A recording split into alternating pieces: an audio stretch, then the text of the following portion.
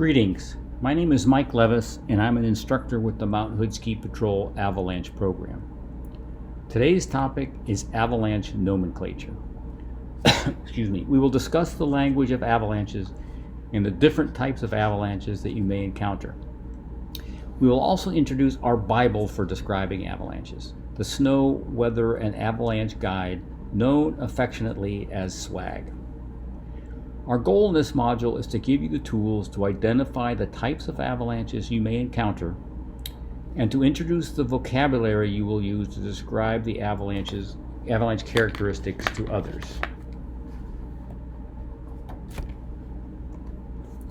As I mentioned, our Bible in this class will be the Snow, Weather, and Avalanche Guide, or SWAG manual, published by the American Avalanche Association, shown on this page. Note there's a free downloadable version available on the AAA website, but I would not recommend that you depend entirely on the free version. You will need this for our field sessions, so I would recommend purchasing the hard copy version. Please get your copy now, pause the video, and take a moment to get familiar with it. This slide lists the most common types of avalanches that you will encounter. Note the table on the right-hand side of this slide. This is taken directly from the SWAG manual and lists the codes for various types of avalanches. You will see these codes used on avalanche reports from NWAC, for example, and will use them in your field manual to describe avalanches that you may encounter. Get familiar with these codes. SS for soft slab, HS for hard slab, WL for wet loose are common types you'll see on Mount Hood. Let's quickly run down the list and then we will dig into each type in a little more detail. Loose snow avalanche. These are quite common on Mount Hood. The pinwheels of snow you see rolling down the mountain at the beginning are the beginnings of a loose snow avalanche. Slab avalanche. These are the most destructive kind of avalanches. These are the ones you typically see in all the YouTube videos online. Cornice release. Strictly speaking, these are not avalanches, but are a common natural trigger for avalanches. Ice avalanche. Very common higher up on glaciers where seracs can break loose. Wet slush avalanche. Very common in the spring. Typically slow moving, but can contain a lot of mass and can start on low angle slopes. Roof avalanche. Common on all structures on Mount Hood. Okay, let's look at the loose snow avalanche in more detail. Loose snow avalanches are characterized by a point release that initiates a small slide. As the slide propagates, the point release expands into a fan-shaped slide. Dry loose snow avalanches are surface phenomena. They start on the surface and typically involve only surface layers of snow. Dry loose snow avalanches do not contain a large mass of snow and do not have a large release of energy. Wet loose avalanches start deeper in the snowpack and can contain a much greater mass of snow. Loose snow avalanches are typically not dangerous. They usually do not contain a large mass of snow and do not have a large release of energy. Note the graphic on the upper right-hand corner of this slide. This may look familiar to you. On this slide and the ones that follow, we are introducing the graphical images that are used on avalanche forecast sites like NWAC for various kinds of avalanche hazards. This icon is for loose snow avalanche. Get familiar with these as you'll see them often. Before we move on to the next type of avalanche hazards, let's discuss what we mean by wet or dry avalanches. Wet or dry refers to the free water content in the snowpack. The table on this slide from SWAG specifies the percentage of free water in the snow and the associated moisture rating. As you can see, dry snow refers to snow with very little free water content and is typical of continental snowpacks. Here in the Cascades, our snowpack is typically wet or very wet, with anywhere from 3 to 15% free water content. Changes in free water content can significantly change the characteristic of the snowpack. Snow cohesion is reduced as water content increases. Moreover, as temperature increases, water content increases and metamorphic processes are dominated by heat flux mechanisms instead of vapor pressure gradient.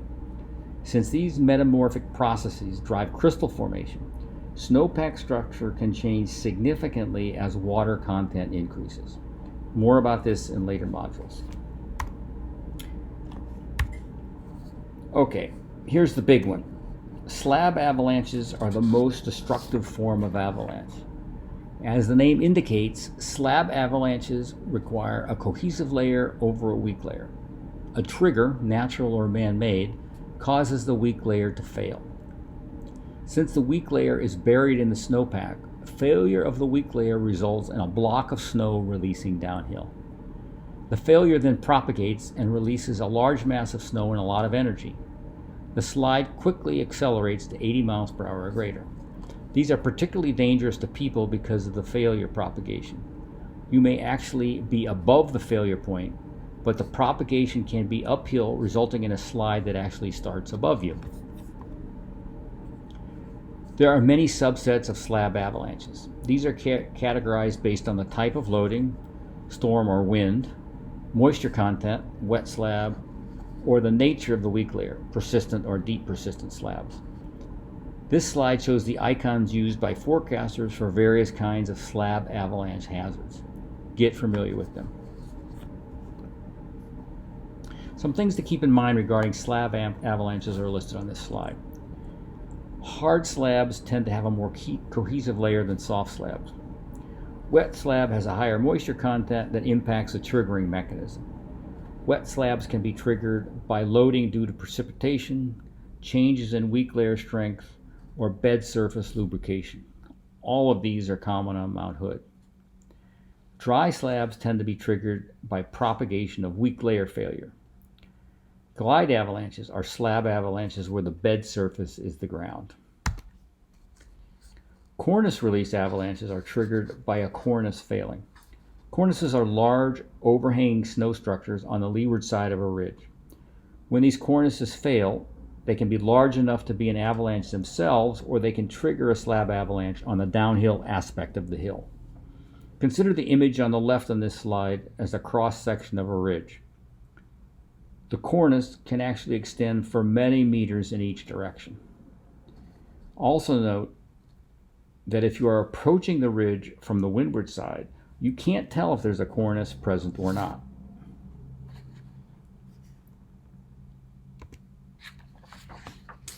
Cornices are quite common on Mount Hood, for example in the canyon above the climber's parking lot at Timberline. Note that the cornice can actually break off well to the windward side of the ridge, so anyone traversing the ridge can be swept down the hill in the event of a failure.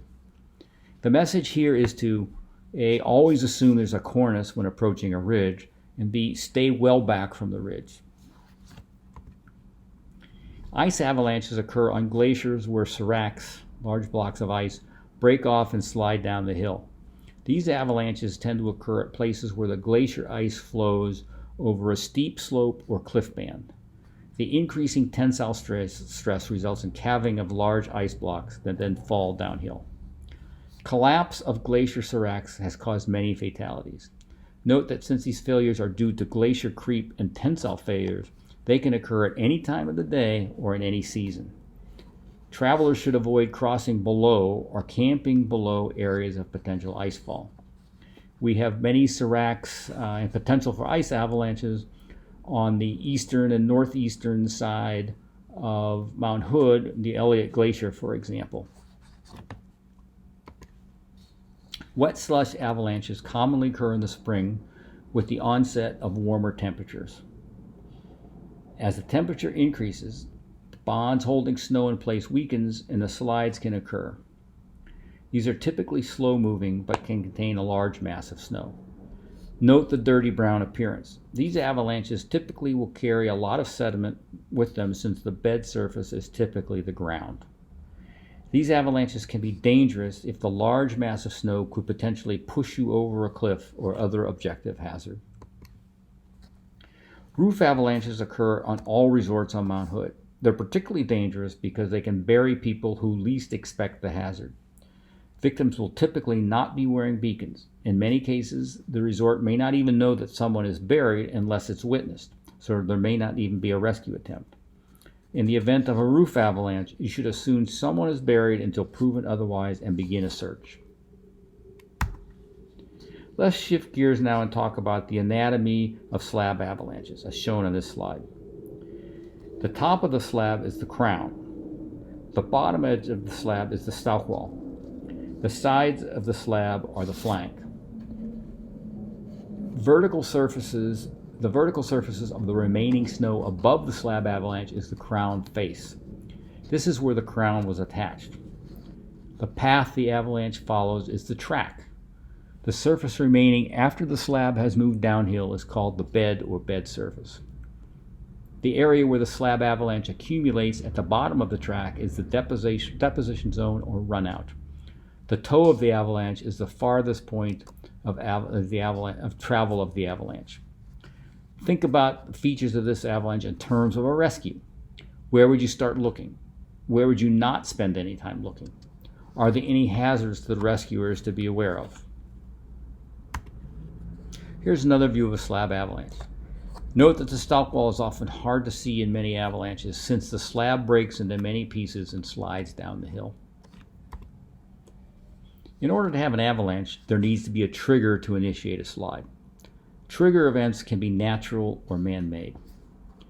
Natural triggers can be cornice collapse, ice fall, earthquakes, or rapid loading from snow or rain, or a rapid temperature change.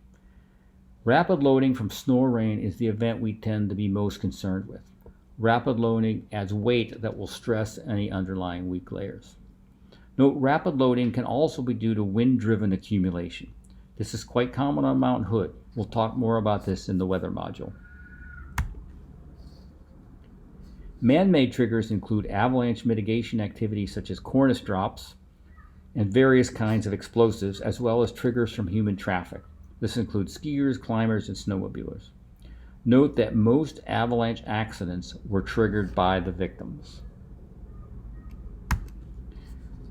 When avalanches occur, they're classified based on several key parameters. These parameters are all specified in the SWAG manual. Avalanches can be classified by type, slab, loose snow, etc. Avalanches can be classified by trigger event, skiers, earthquake, etc. And they can be classified by size. Size is measured both in terms of the physical dimensions of the avalanche as well as the destructiveness of the slide. When you read avalanche reports on NWAC or other avalanche sites, you'll see these parameters used to describe the avalanche.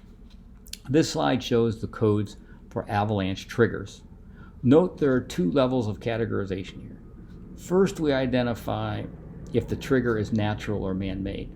Then we use a secondary trigger descriptor to more precisely specify the trigger mode. For example, if the primary category is man-made, we can use a secondary descriptor to specify vehicle triggered and what kind of vehicle, for example, snowmobile, or human triggered and what mode, on foot or on skis. We can also specify whether the trigger was intentional or unintentional. You'll see these codes used quite commonly in avalanche incident reports, so get familiar with them. This slide shows the scale for avalanche size relative to path.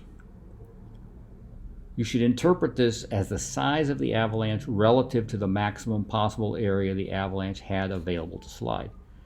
All these size scales can be found in the SWAG manual. This slide shows the scale for avalanche destructiveness. The numbers are pretty staggering. Look at D5, for example, a 3,000 meter path and a mass of 1 million tons. Note, it's quite common to see avalanche incident reports from Mount Hood in the D2 and D3 range. So this brings us to the end of our discussion on avalanche types and the language of avalanche description. We'll now practice what we've covered. There are 2 avalanches described in this slide. Use the material we have just covered to describe the avalanche. Specify avalanche type, trigger, size, and destructiveness. We'll review this in our first class. Which brings us back to our old friend, the Avy triangle. Terrain. Is the slope steep enough to slide? Snowpack. Is there a consolidated layer over a weak layer? Weather. Has the weather been changing rapidly, as in a lot of new snow over a short period of time, to increase instability? And what will be the trigger to start the slide? This is the perfect lead-in to our next 3 modules, where we'll cover each leg of the triangle in great detail.